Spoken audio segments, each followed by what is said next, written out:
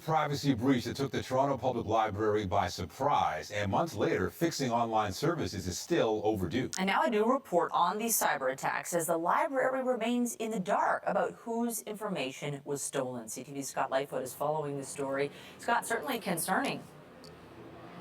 Yeah, Michelle, the report says that cardholder, volunteer, and donor databases were not directly affected by this hack, but it also suggests that some of the information may have been on the servers that was. So several months after this hack, the process of determining who was directly affected by the hack is still ongoing. So too is the cleanup from the mess left behind by these hackers. It was a cybersecurity breach that brought the Toronto Public Library to a standstill. Now, months later, a final report on the incident suggests it's still not known exactly whose personal information was stolen. The situation is fairly dire.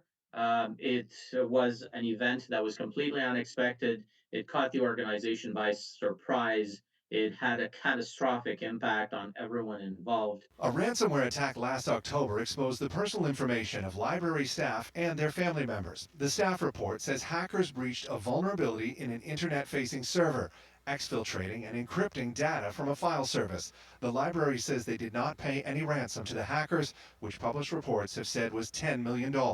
The information that was stolen is extremely valuable, and we should all be concerned about it, whether or not our data was included. After the attack, the library shut down all internal and external computer systems, including their website, Wi-Fi, and online hold system.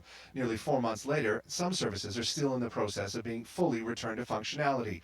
The report says the library has undertaken significant upgrades to its security systems since the hack, and its in-house cybersecurity team will work closely with the city to prepare for any future attacks. Any organization that does not have a mature security plan in place is a sitting duck and may have already been breached. They just haven't found out about it yet.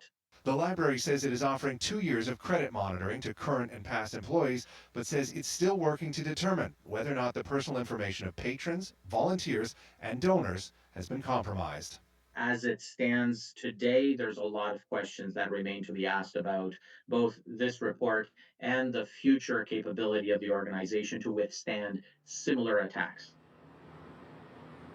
One of the questions is just how much did this hack cost Toronto Public Library? It's one of the things the report doesn't say, but it does say that all costs will be covered by the City of Toronto.